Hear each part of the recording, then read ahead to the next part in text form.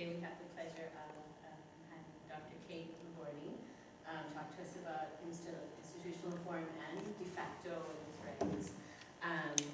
Kate has done her PhD from Oxford, and she's currently a postdoc fellow at Duke University, and she's a research fellow here at LUMS and also at LSE and the Lahore School of Economics. And she's involved in many projects and has, you know, a lot of accomplishments under her belt. But I won't get into all of them. And thank you so much, Kate, for having me today. Thanks so much for having me. And I should say that this is even more the case because we're in a nice small group. But in general, as an economist, if people don't interrupt with questions through the talk, I will not know what to do. So please do interrupt as you want to with questions or comments.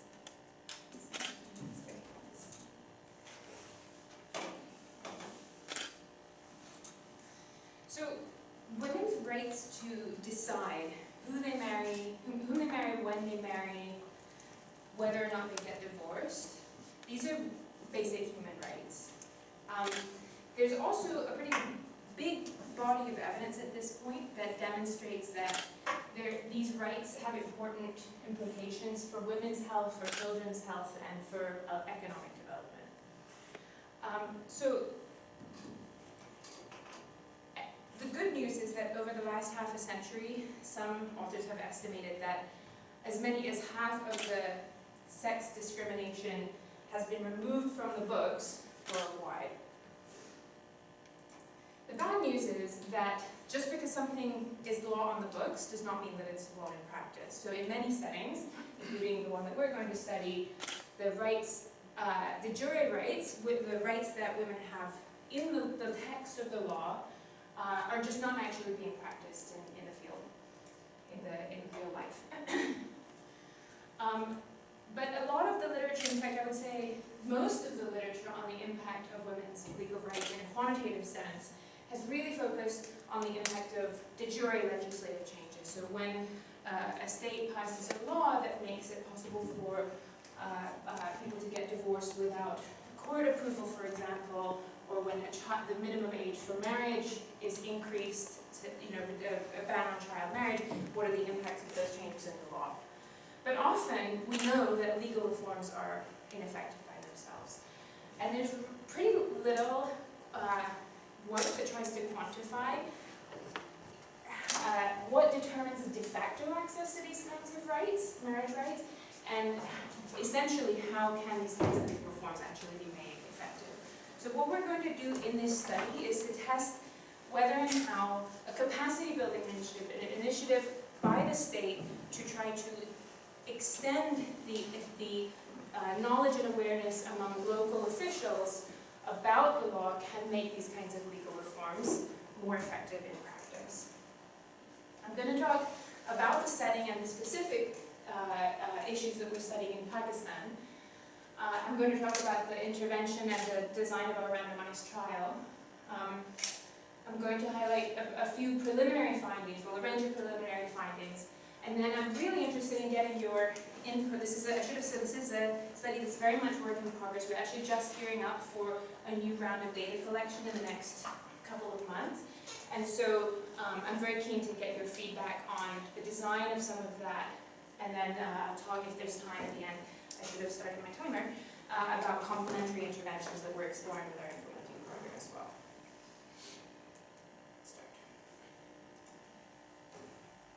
So I think many people have seen one of these. This is the Nithanama. So for many, many women in this society, the most important contract that they'll sign in their lifetimes, which has terms that specify the legally binding terms of her marriage, including financial terms, whether she gets the right to initiate divorce independently, and such weighty topics. But in the majority of cases, not only are women not asked if they're happy with what's being filled into that form before they sign it, but they're not even informed about it. So many women sign without ever knowing that these terms are in there. This study is going to focus on the role of the marriage registrar. So the marriage registrar is a local government official in a sense, but he's not a full-time government employee. The majority of them, I think this is on the next slide, are the marriage registrar and the local imam are one and the same person. So you can think about these guys as being the local imam at the masjid. He also has a license issued by the Union Council, which allows him to officially register the marriage contract once it's completed, which is a legal requirement. So they have these, there's about 50,000 of these across Punjab, which is that we're going to be doing a study across the whole of Punjab. And I should have said that these guys, these registrars, are going to play a really important role in determining what gets filled in that contract and therefore what rights a woman has in marriage. So the majority of them are telling us that they either always or sometimes advise families on key provisions like whether the woman is going to have the right to initiate divorce by herself, how much should be specified as a payment for her in the case of divorce and meher, and other terms that have similar kind of importance for her the rest of her life. So, just as an example, one specific point is whether they would. So in this particular graph, we're showing data from a question from registrars where we've asked them, okay, tell us about the most recent marriage that you conducted. At that time, did you and the family discuss this issue of whether the woman should have the right to initiate divorce? It's called delegated divorce, delegated tahweez. About 20% of them said that they advised the family that the bride should have this right. 20% said they advised the opposite, and the rest didn't discuss it. So these guys can have a real impact on what's going to happen. There's 3 specific mechanisms through which this can occur. So the first is that he can inform the parties on what the set of options are. This is super important because this contract is written in fairly complicated Urdu, and in a society in which many women are not even literate, let alone able to read legal contract sort of jargon, and perhaps their whole families are not aware. Just telling them, okay, here are the options on the table, and here's what they mean, it can be really important. Second, so that's sort of just neutrally informing. Secondly, this is not, in some sense, an official government role, but he, in his capacity as a respected person in the community, in Imam Masjid, he may advise the parties on what they should agree. So they can decide whether or not to give the woman the right of divorce, or they can decide how much meher she should have in the contract, how much money she'll take with her if the marriage ends, and he can suggest what they should fill in. And in fact, anecdotally, what a lot of them tell us is, when we ask about what they do, they say, well, the families will say, Maulvi Saab, you know best, you're the one that does this all the time, what should we fill in the contract? And then the third mechanism would be that he can actually decide to refuse to execute a contract or actually cross things out of it. And so this can go both ways in some sense from a women's rights perspective. So he is actually supposed to refuse to execute a child marriage, right? He's supposed to check and make sure that the girl is of age. So this power in some sense can be a really force for positive change, but it can also be a force for sort of negative outcomes in the sense that in a very large proportion of the contracts, the registrar may, and we in fact see this in the data, actually cross out things that he doesn't agree with. And the number one place where that happens is in the woman's right to initiate divorce provision. So he may not even ask the family, what do you guys want to choose? He may not even advise them, he may just override that decision for them, and it doesn't even come up. So a recent legal reform in Punjab says that the registrar can be punished with prison and fines for a range of different violations of the law. So there's a legal reform. Nobody knows about this reform. So 90% of the registrars in Punjab have never been trained before, in any way whatsoever. And when we tested them, most of them got more than half of the questions wrong on a list of, I think, 15 or 20 questions about their knowledge about the laws about marriage, which they are supposed to be implementing. So how can a legal reform make an impact if the people who are supposed to be following it don't even know that it exists? And this isn't just a new one that I'm talking about here. This is just generally their knowledge base about the law, so they don't know that much. And they've never been offered the training, so it's not in that sense surprising that they don't know. So what we're going to look at in this study is whether state intervention through a training program on a large scale can increase the compliance of these local officials, their compliance with the law and their enforcement of the law, in the sense that they can also decide to enforce by, for example, refusing to conduct a child marriage. Secondly, we're going to ask if it's effective, how is that?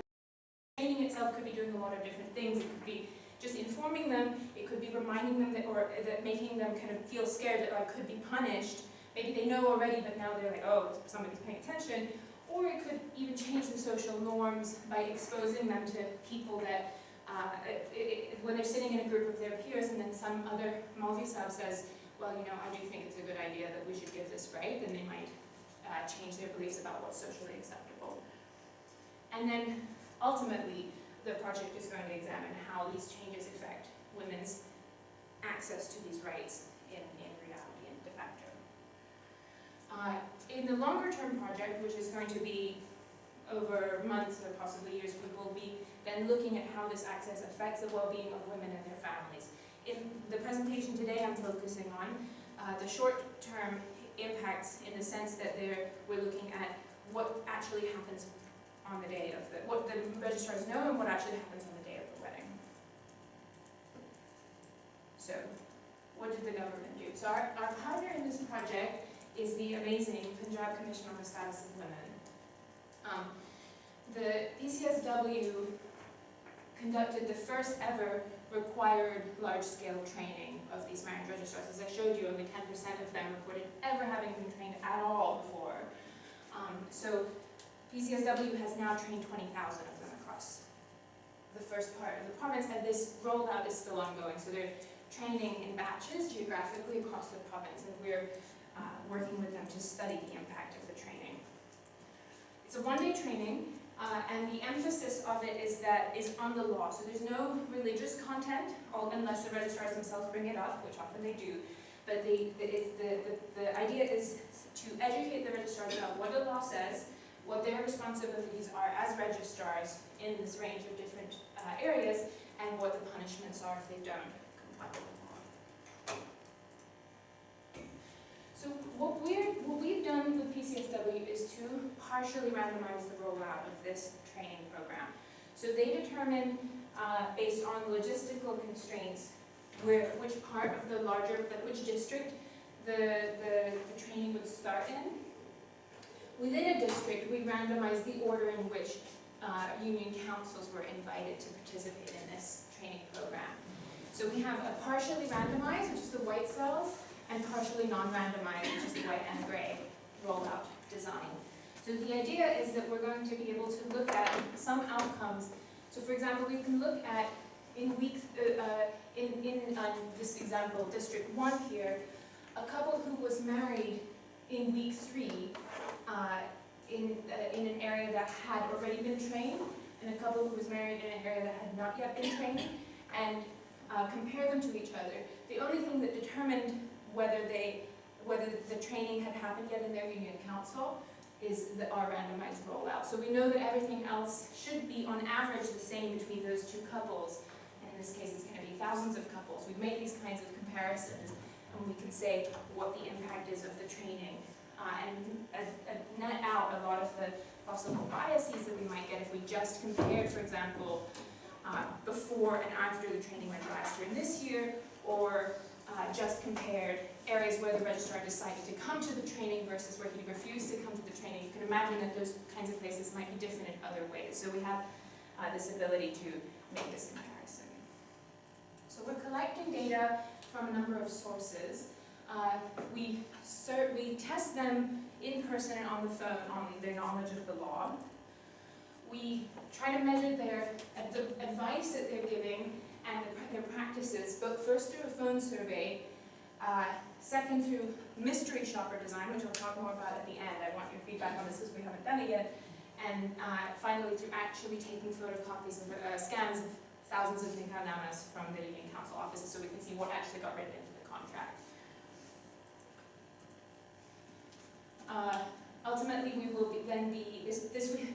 fielded yet, but the idea is to go back to the field and then identify couples who are married by these same registrars, so take the contracts and find the couples themselves, and if they agree to be interviewed, ask them about what happened on the day of the wedding. So did he ask you, do you know now what the terms are of your contract, and so on. Oops. Yeah, I guess that's in this table. Okay. Any questions about the design or the setup? I have a question about the sect of the Waheed sub exactly a role. Do you know? That's such an interesting question, and we've been discussing this issue of sect a lot recently, and we have not asked them about their sect, and I don't think we really can, because the thing is that as you start to ask about it, people kind of wonder why you're asking about it, and they get understandably nervous and upset. So I'd be interested in more thoughts about how we can look into this otherwise, because I know that there are differences in some practices sect-wise, but we don't right now have any way of identifying that with the data. I also have a question. You discussed that most of people don't discuss about your wash before they are sending their dog after marriage. Yeah. Then how can we make them able to discuss with their daughters and with their son as well, that both of the genders have the equal rights and what can take more?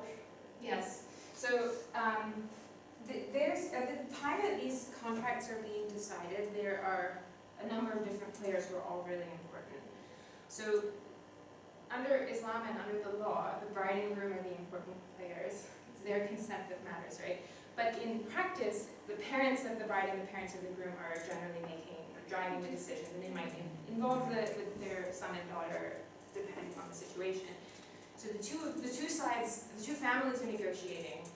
The parents are negotiating with their children potentially, if they discuss it at all. And the Mauli sub is also playing a role in advising them or facilitating that negotiation, or possibly just saying, I don't agree with this, I'm not going to do it. So right now what we have done is, well, what PCSW has done when we're studying is to try to influence and inform the registrars as a first step. This intervention doesn't deal with the families, but I'm going to talk at the end very briefly about an intervention that we're currently trying to raise funds for, which will actually involve the brides themselves in a training program as well. So the hypothesis is that if the registrar and the families are both informed, then it might work better, because if he's more open to hearing a request and she also makes the request, then those two things might sort of do better than either of them by themselves. I was wondering if there were any commonalities within the knowledge gaps of the registrars, and whether the training was designed more like to emphasize to fill in the gaps, or was it just like general for everybody? Yeah, so when they designed the training and set up the project, there was no data available of any kind whatsoever. So not only was there not a baseline sort of knowledge measurement available for them to use, but also there was no list of marriage registrars. So in order to invite them, they needed a list. And in order to make the list, literally the way they had to make this list was they called up every union council in the whole province and said, who is a registrar in the union council? And the respondent, the UC secretary, would say, well, Joe is a registrar, and okay, well, what's his education level? I guess he's probably done a primary school. Okay, and Jim, I always use these American names like Joe and Jim. Ahmed and Murtaza are both registrars. So there was the data environment at baseline was completely zilch, and so they generated this list. So the baseline knowledge gaps were only identified as people came into the training and participated in it. So it is a good question, and I think we could reconstruct from the information we have and recordings of the trainings how much time they spent on each topic. It's a very short training in the sense that one day is not very much to cover all of these laws, and they did struggle to kind of make sure that they were able to get through everything. But I think they covered all of the bases in terms of the law on child marriage. That was one of the focus areas, on divorce, on the financial terms, polygamy, and so on. And I'll talk more about specific knowledge gaps in a minute. So just to clarify, the study is also being conducted study is funded by, we're working with PCSW in that they kindly allowed us to do this randomization or semi-randomization and collect a lot of data with their help. But the study is being funded by DFID through EDI and JPAL. Is that what you're talking about, like the? Yeah, so like what's the relation between the study and the actual like training program? Because it seems like this is, the training program's happening right now, and this is kind of assessing kind of before and after, like what kind of impact is this actually having on women's access to rights? Yes, exactly. But it's just kind of complementing each other. It's not that the commission is. The commission is not conducting the study, they're just giving us access to do it. And you know, in terms of the question of like sect, do you not ask the registrars, is there no like form that they fill out that says what mosque they're affiliated with, or anything about their background, or is it just like? They answer a lot of questions, we haven't asked them about the mosque. Do you think we can from the name of the mosque? Yeah. We should do that. Because that's a much less controversial way to ask about it, Just to kind of contextualize that. Yeah. person. Okay, I'm gonna ask you more about how to do that afterwards, I think. Or We'll ask somebody. Any other questions or? I have a question about the training. Yeah. Is it just like this is what they make up, this is what you should tell folks? Like, you're not telling the registrar, okay, you should advise the family to make sure that the woman has the right. Right, no, so to it's, divorce. so it's interesting because I think the training curriculum does not say that. The training curriculum is very focused on, here's the law and here are the punishments under the law. So the option of whether to fill the right, so in the case of, some of these issues are things that are strictly illegal for the registrar to do it. He should not marry a girl underage, and so in that sense this would be directly, if he becomes aware of this and becomes aware of the punishment from the training, that can directly affect his outcome. Others are a lot more indirect, and the delegated divorce one is a good example because it's legal for the families to choose either option. What's not legal is for him to decide for them. Or to cross it out. Or to cross it out, yeah. So, yeah. We should probably, in some sense, segregate outcomes by those two things. Because in some sense, the theory of change from the training to an outcome like that is that he offers, the training might encourage him to be more likely to actually give them that option. But then they also have to want the option in order for it to be effective. Just two comments.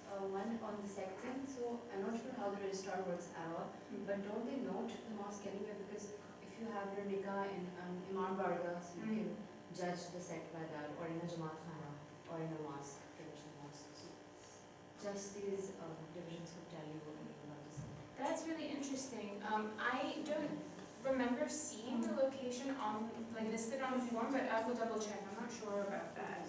Don't nikahs usually take place at home? So, yeah, a lot of them also take place at home, so. I traditionally always witnessed them taking place in mosque. I think a large number of them take place at home.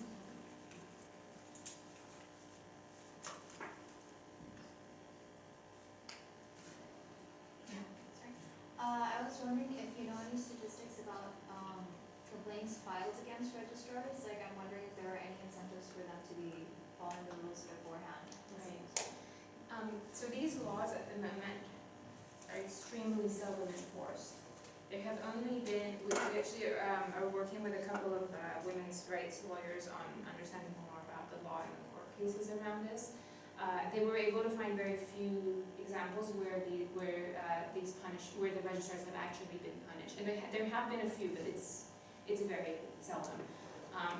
So that is also definitely an area that should be considered, I think, for intervention. But that's not something that I think is necessarily as straightforward for this particular arm of the government to do.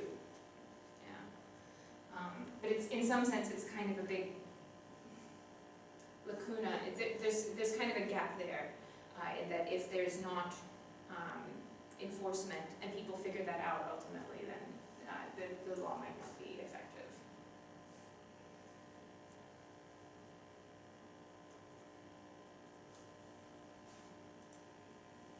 Okay. So what I'm going to show is a series of bar graphs, bless you, looking at the comparison between registrars in areas that have been trained and have not been yet trained. This is based on our randomized design. So we're looking at places where we randomize whether or not at this particular point in time the registrar has been trained or not. So this is a standard kind of, you can think about this as being like a standard RCT sort of an outcome. So there is a significant, so the first thing we see is just the overall knowledge score, and we see that there is a significant increase, small but significant increase in the total knowledge score on this test of areas of the law. And a larger increase in whether the registrar says, on sort of a separate phone survey, are you planning to advise the family on how to fill the contract next time? So they're actually, I showed that at baseline they're already very frequently advising families on how to fill the contract, and actually the training is leading them to at least say that they're going to advise more often. I should say that a lot of the outcomes I'm going to show, we're looking at their stated planned behavior. So those can be subject to response bias. Like people might just be telling us what they think we want to hear because the training made them aware that that's what they're supposed to say.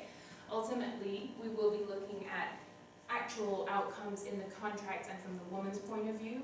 Some of that data we've already collected, but not all of it. So in general, they know more and they're saying they're more likely to advise. So I'm going to talk about a few specific areas of content. The first is informed consent. So just as background, legally, the bride and groom have to give informed consent. Not just, okay, yeah, I want to marry this guy, but also that she should know, the law says that she should know what it is she's signing. So she has to, in order to consent, she needs to be informed. And we know that in the majority of cases that doesn't happen. So things like the timing, I'd like to, yeah, I'm happy to get married, but I want to wait until I finish my degree, or I want to wait a couple of more years.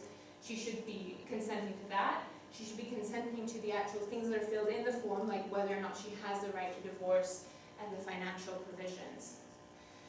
The bride can nominate a representative, which is almost universally a male of a Keel. He can ask the bride if she consents, but he cannot legally decide for her. So she can say that, it's not that the Vakil can decide for her that yes, she's going to marry this guy. Legally, this is the case. And the Nikahnaama requires several number of witnesses. One of the purposes of the witness is to show that the bride gave informed consent to the contract. But at baseline, nobody's telling the brides what's in the contract at all.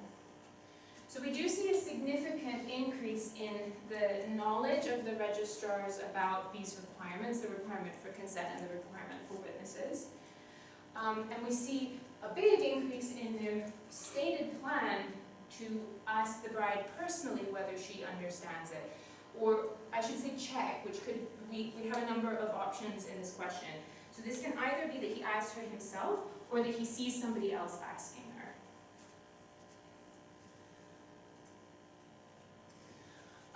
They're also substantially more likely to know the fact that they can go to prison if they are complicit in a forced marriage. And they're significantly more likely to know the fact that they can go to prison and pay a fine for being complicit in a child marriage. So generally the knowledge about the penalties is growing after they go to the training. So in general, this issue of informed consent is, I think, one of the central ones in that we would hope that the training would impact positively, and that it does seem to be positively affected by the training based on the outcomes we've so far. So secondly, I'm going to talk briefly about child marriage.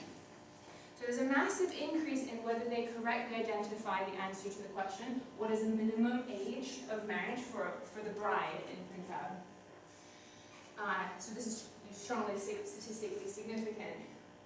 What this graph doesn't show is that at baseline, many of them guessed that many of them stated incorrectly that the minimum age of marriage was 18. So actually the training is informing them that it's 16. So it's possible that the training could It's working too well. work. Exactly. exactly. But the way that the test was designed, so it's possible that it's possible this could have sort of an unintended negative consequence, but it's also possible that what's happening here is just that 18 is their best guess because it seems like 18 would be a logical answer, but now they're kind of more sure about the law, they have more clear information. So it could be that now that they know that, and they also know, did I show it in the other? They also know that they're potentially going to be punished if they conduct a child marriage, with those two pieces of information together, like being clear about what the law is and knowing about the penalty could still have a positive effect. Because we know that child marriage below the age of 16 and 18 is very common in the status quo. So we collected data from, so far, about 14,000 contracts, marriage contracts in Lahore. So in the first district, the pilot district, which is Lahore. And so I'm just going to show you a few outcomes from those contracts. And so one of the things that the registrar should be doing to show that the girl is of age is to attach a copy of her ID card or her bed form. And we do see that that's increasing, but overall it's very infrequent. These are percentage points, and this is not statistically significant. So these we'll be looking at further as we get more data from more contracts in other parts of the province. Okay, so on to polygamy. Under the law, the first wife has to consent to the second marriage. So a man can take another wife, up to 4 wives, but the first has to agree.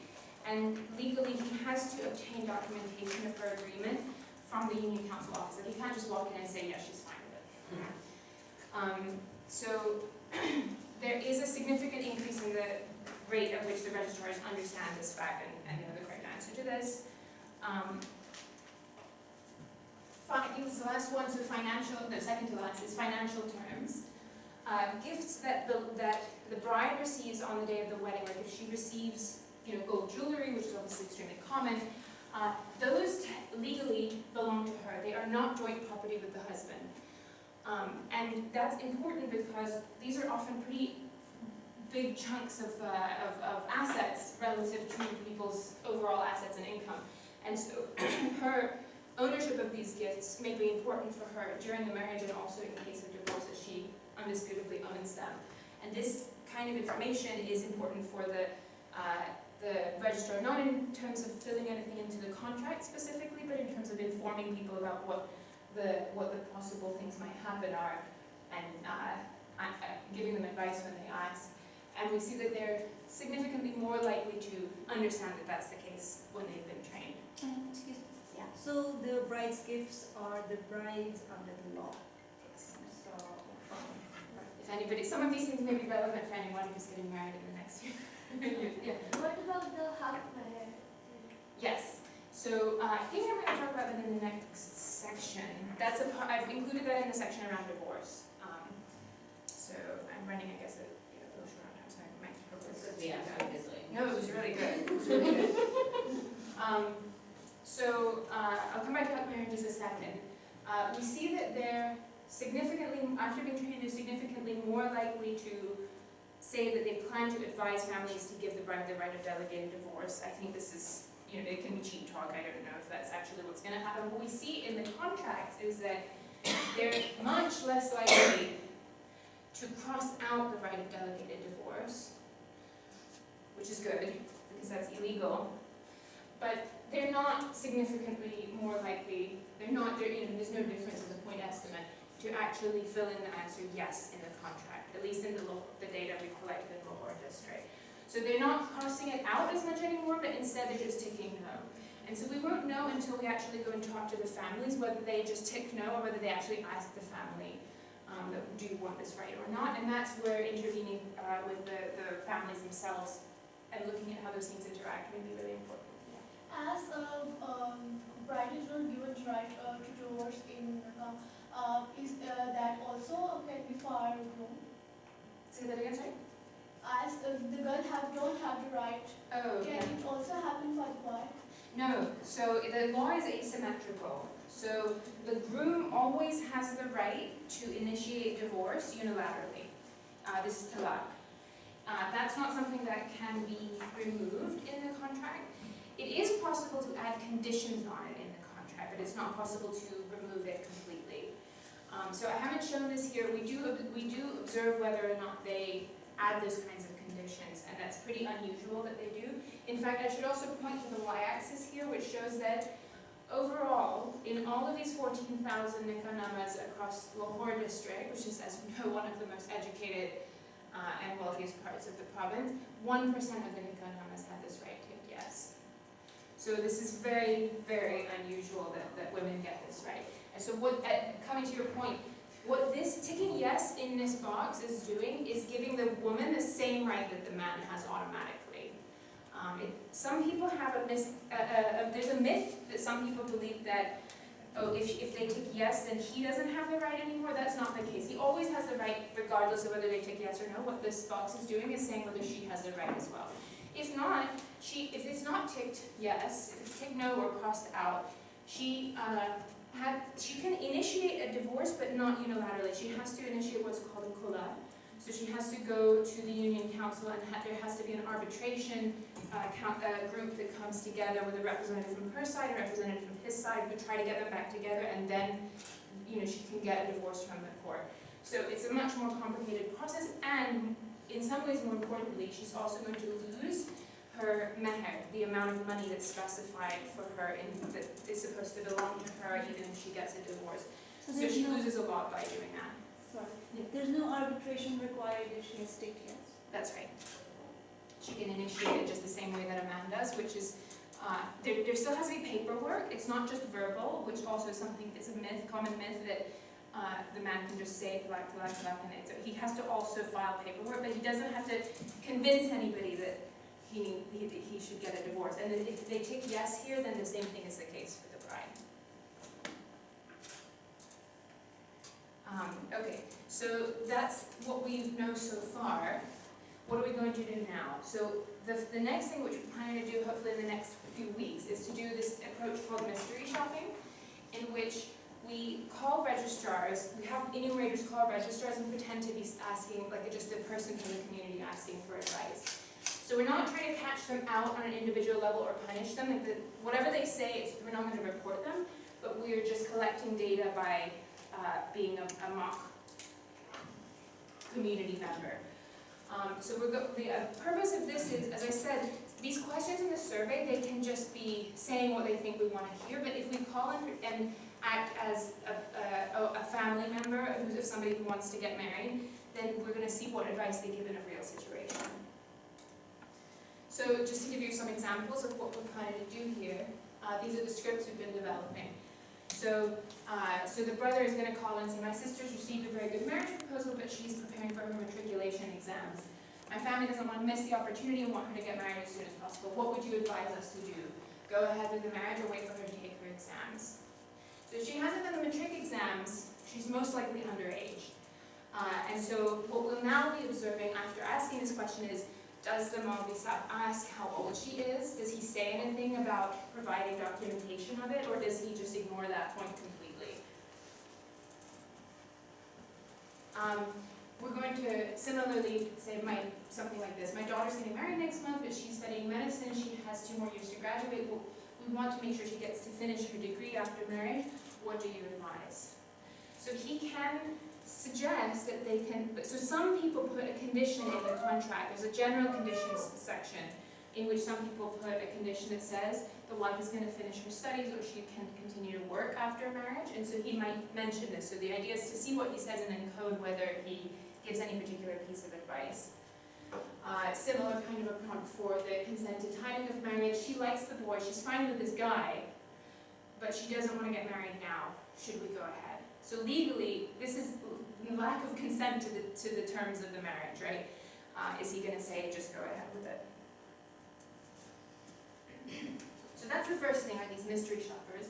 The second are vignettes, which happen this happens in a survey setting. So we're going to create a number of small stories in which we set up a situation and ask, what do you think should the registrar do in this situation? So this is one that's generated a lot of different responses in piloting, and it's apparently a pretty common situation. So I should say that the common thing that we've observed a lot is that people don't fill in the contract in advance. They just get to the time of the nikah and sit down and they're filling it in on the spot. So they're negotiating it in it's a fairly stressful and sensitive time to do it, so you don't want to upset your prospective in-laws at this point. This is not the right way to do it, guys.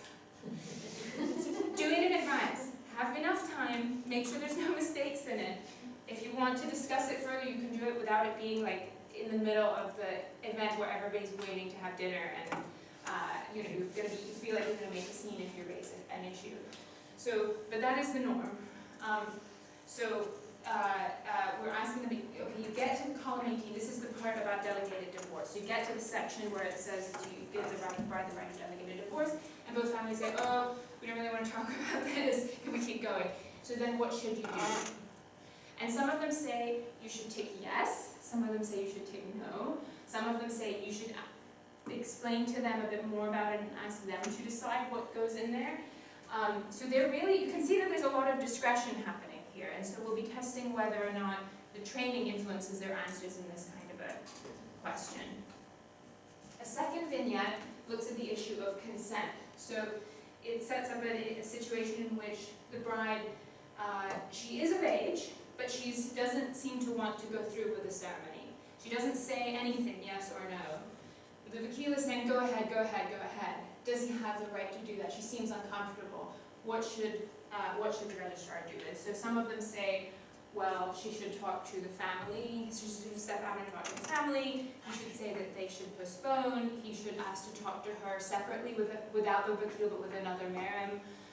So they're giving very different answers, and the idea is to then see whether they give different advice after being So trained. here, like, because the mahram question arises, Yeah. right? So there has to be maybe one male relative around, which could still, make the situation complicated. So maybe, there should be an allowance for a woman there. Yes.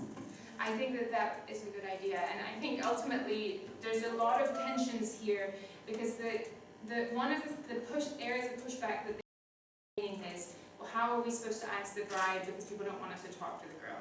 But there's also a lot of variety in the answers to that. So many of them have also said that yes, we think it will be okay for us to talk to the girl, and it varies a lot regionally as well. Should there be female registrars?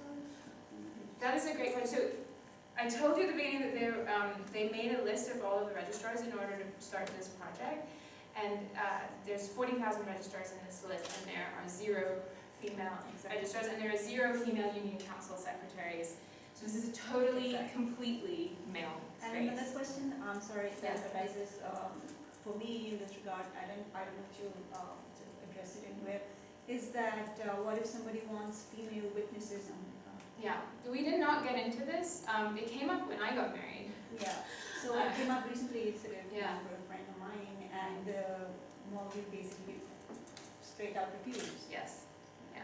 So this is a completely so this is a cultural issue, but I mean, I think it's created in part by beliefs about women's role as witnesses in contracting, and there's a specific Quranic verse, which I'm sure you know about, which talks about the need to have additional witnesses in the case of female witnesses on financial contracts, and how people interpret that. There's a range of different interpretations of it. It's not something we've really studied in the context of this project. I don't think that the training really focused on it either, actually. I don't think so.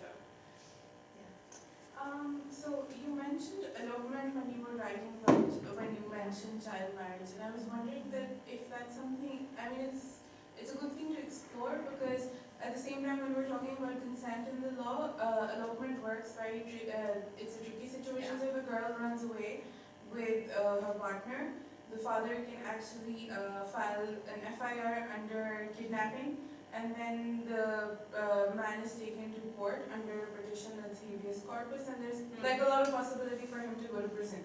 Yeah. So like in the sense, it's also, when we're looking at women's rights specifically in marriage itself, we have to see how the rest of the laws intersect with that particular contract itself. Yeah. And a lot of women, again, who do elope with their partners do not want to get married. They want to get out of abusive situations sometimes as well.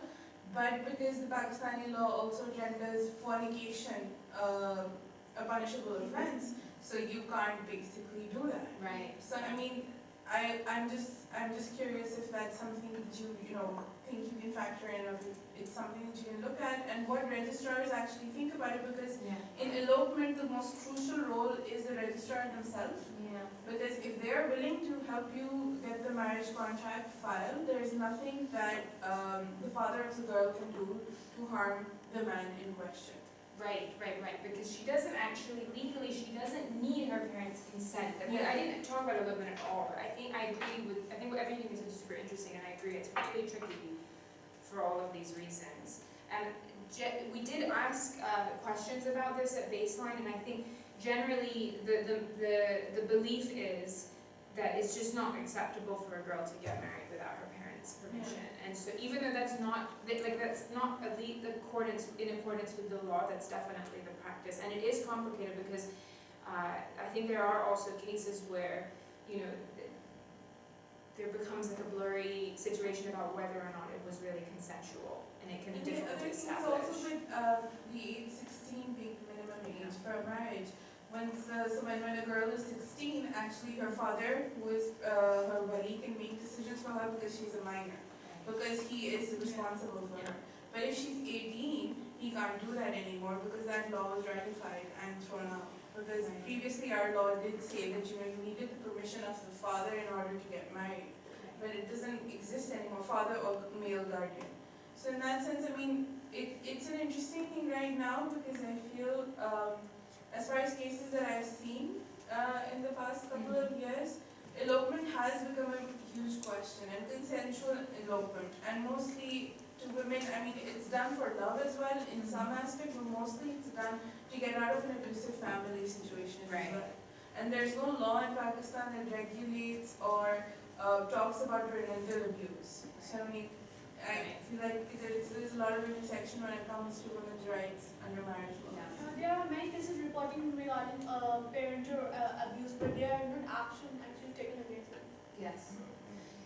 I think this is all really interesting, and I think it's part of the reason that we actually haven't focused on elopement in some of these vignettes and things is because it seems really, it's not actually so obvious what is the right thing for the registrar to do because of these kinds of complications.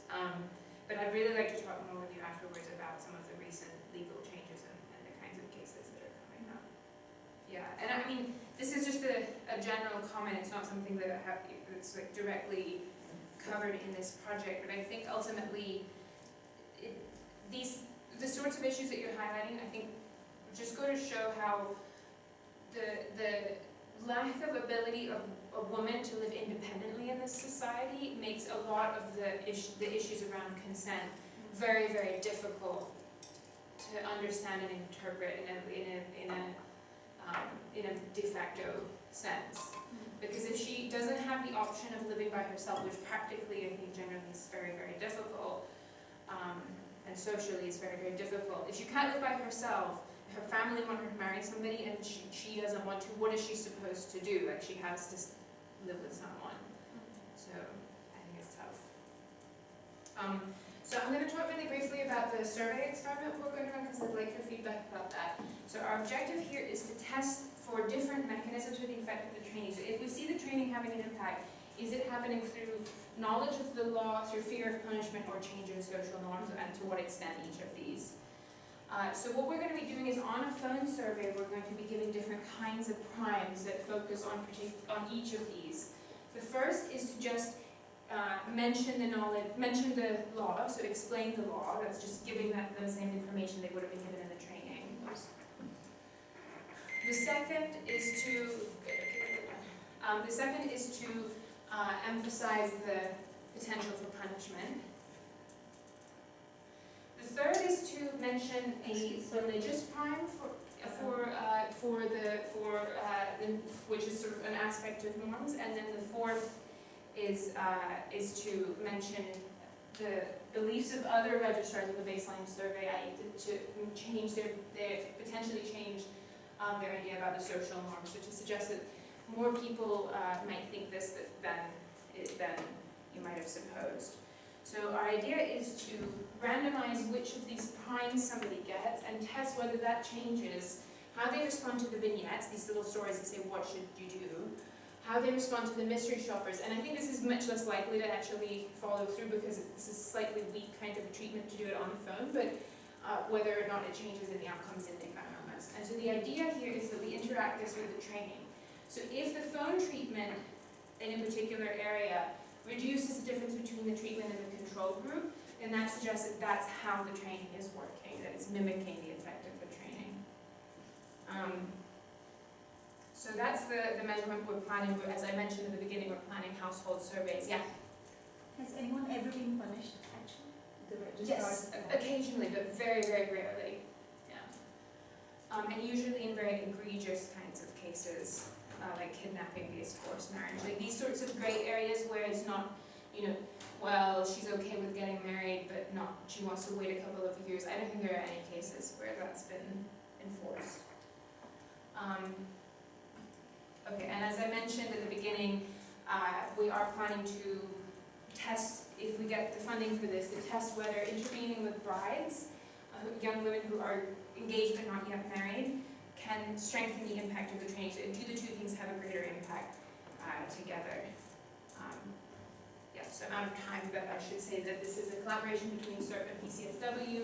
I'm working with another person at Duke on this, and we have a fantastic team at CERP that work on it. And we really appreciate funding from DFID and the J. Powell Governance Initiative to support the project. And also, if anybody's interested in working on these kinds of projects in the future and you're graduating anytime soon, you should apply to CERP. We're always hiring. Any other comments, questions?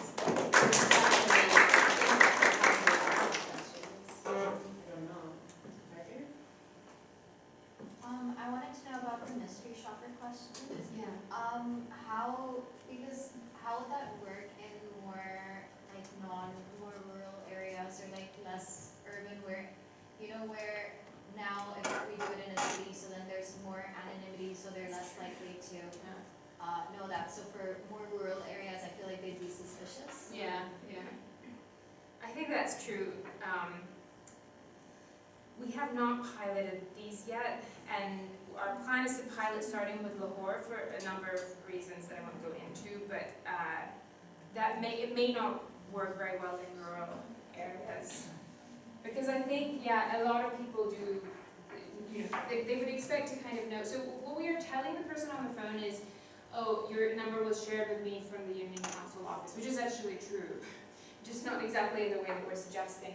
And but you know, if they may in a rural area, we should check for this when we pilot. In a rural area, they may say, well, which village do you live in?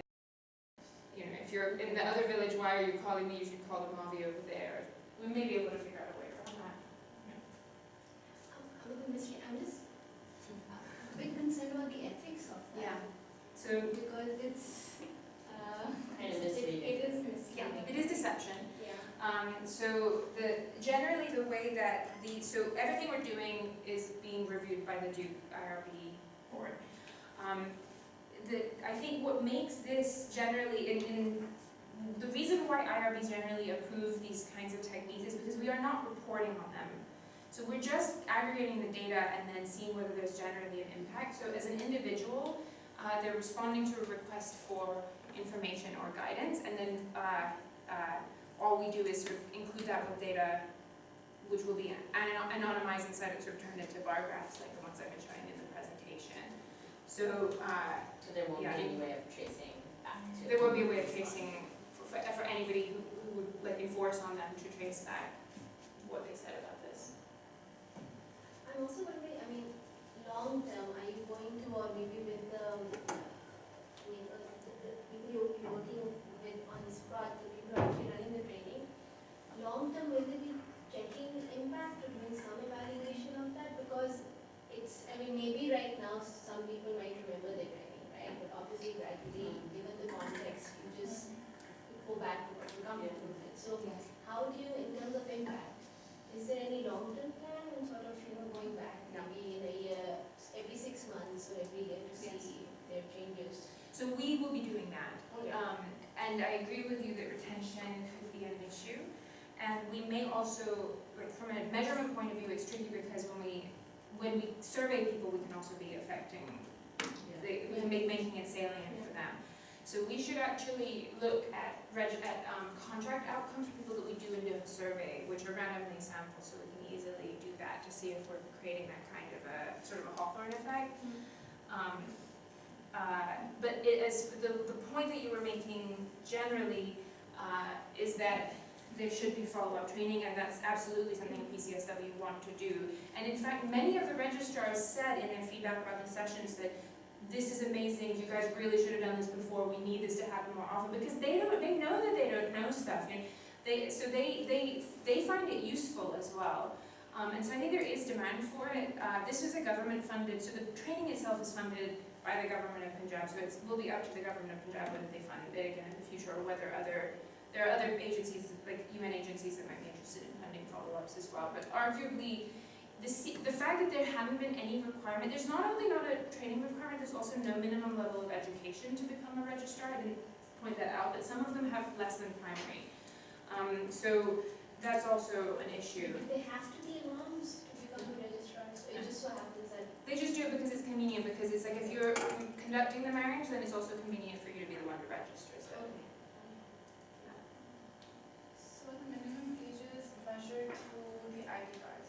In instances where the woman does not have an ID card and nikah has taken place, how do you measure, what is registrar advised to do then? Does he not conduct the marriage, or have there been nikahs that haven't taken place? Yeah, that's a really, really great point, and this is also a big loophole in the current law, because many women don't have bare forms, especially in rural areas, and until you're 18, you can't get an MFC. So if you're 17, you're of age to get married, but there's no way to prove it. So actually, PCSW is now advocating, so there's an upcoming legislative session in which they're advocating a number of changes, and one of the changes they're actually pushing for is to raise the minimum age to 18. I don't know if that's going to happen or not. I'm sure it will be controversial, but they're also advocating that that the registrar be required, like there be a clear requirement and a punishment if he doesn't attach a copy of her identification. So in general, ID cards, the coverage of ID cards in Punjab is very, very high now. It wasn't in the past, but I think it's very close to it's pretty close to 100%, I think, at this point. But the birth registration is not so good. So yeah, I think it's not very clear what he's supposed to do in that situation. Potentially he could try to ask around and try to establish her age from other members of the community, but I don't think any of them in practice really do that. So. Are all of the registrars religious clerics? No, about 60% of them are. So that means it's possible for women to be registered? Yes, legally it's perfectly possible. But I don't know if you went and applied for a license at the Union Council, I don't know if they would give it to you or not. Because there's some element of, it seems to me that there's some element of discretion by the UC Secretary, and he may just be giving licenses to the people that he decides to give them to. That's actually not very clear to me. We've collected a little bit of data on it, but I haven't really looked at it as yet. So. Yeah, I think that having women registrars would be amazing. That's not something I think that they've indicated that they're planning to push on at the moment, but it's something that could be done. The other thing, I kind of skimmed over this because we were running out of time, but one of the things that I think would be interesting to do, but this isn't currently funded, would be to use, so the natural place to do this, you could make them registrars or you could just make them accessible to help with the process, is that the female union councillors, because there are reserved seats for female union councillors. So every union council has some of these. So in principle, in the UC office, there is a potential for these women to help make this space, like the whole access to government at a local level and access to these particular procedural issues more easier for women. But that's not something that's happened as yet. I have a question about, you said that one way to measure impact of this is by examining actual economics. Yeah. So how would you do that? Would you actually go and interact with the families? So we will be going to the families later for surveying, but what we've done, so where I said that we shared some of the outcomes based on these 14,000 economists, they're actually scanned from the UC office. So after the wedding, the registrar, the reason he's called a registrar is he's supposed to take a copy. Every Nikanam has multiple copies. One goes to the bride, one goes to the groom. one goes with the registrar and gets put in the union council office. So our team actually goes and scans them and then codes them to say what are the terms in each one, and then we analyze that data. Okay, but with this method, there's no way for you to measure what the registrar said in the moment that the becomes. Right, that's right, that's right. So we have to do that from surveying, yeah. So there's different pieces of this that we can observe better from different places. Yeah. We're probably short on time, right? Or should we connect with anyone else?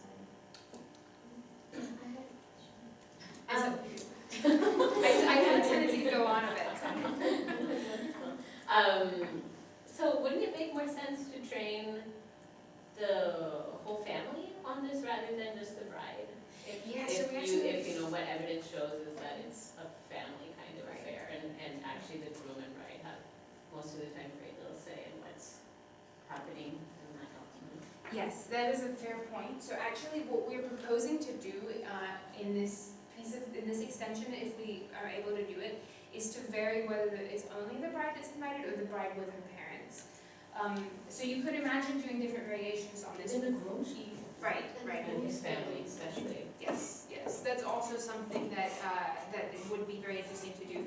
The rationale for targeting the bride specifically is coming back to this issue that ultimately one of the most central pieces of all of this is that, which is absolutely undisputable from a legal point of view, is that she has to know what's in the contract to be able to give informed consent. And women have faces huge information asymmetry. Like they generally know a lot less about what's happening than the men do in these kinds of situations. Nobody's telling them, and they're much more likely to talk. So I didn't show this, but the registrar is much more likely to talk to the groom and to check whether he understood than to check whether the bride understood. And he also, when you ask him that, does anybody check with the bride? He's generally saying that nobody's checking with the bride. It's just not happening. So since the training is aimed at providing information to people who lack information and therefore advocate for themselves, that's the rationale for focusing on them. But I agree with you that we should be thinking about these other kinds of players. So the burden is smaller. Yes. Yeah. That's true. Are all marriages registered? No, so that is also an issue that people might get married and then not register it, and I think that's also likely to coincide more often with cases where there's something else illegal happening, like a child marriage that's very underage, or a forced marriage that's really egregious, like a kidnapping. We haven't actually, I meant to do this today and I didn't get around to it, but we can actually test whether the training leads to the registrars being more likely to actually whether they register more forms after having been trained. So we can see sort of indirectly whether there's anything happening on that. But you could imagine that there'll be definitely things that are kind of missed by focusing on just the people whose forms are registered. Also in the case of polygamous marriages. Yes. One of the other issues with polygamous marriages that's sort of interesting and complicated is which I think is a really interesting illustration of why the state sort of data environment matters a lot, is that right now there's all in the law in that he can marry again, he's supposed to get her permission to do it, but if he goes to another union council where nobody knows him, they have no way of checking whether he's already married. So he could just say, I'm not married, and the registrar in some sense can't really do very much about that because he can't check, right? So what's he supposed to do? And the natural thing to do, which I think would be really good if they did it, is to give these union council offices access to the NADRA database so they could just look it up, because this data does exist, but that hasn't happened as yet. Yeah. They should have it, there should be, this is like the next Punjab digitization thing that should happen, is that there should be like an app for finding out, for the UC sectors to So find you this. don't need to be registered in the union council that you reside in. You don't. But it is also, people do see doing the registration in another UC as being suspicious for these kinds of reasons, because they think like, well, why have they gone away from home to do this? Yeah.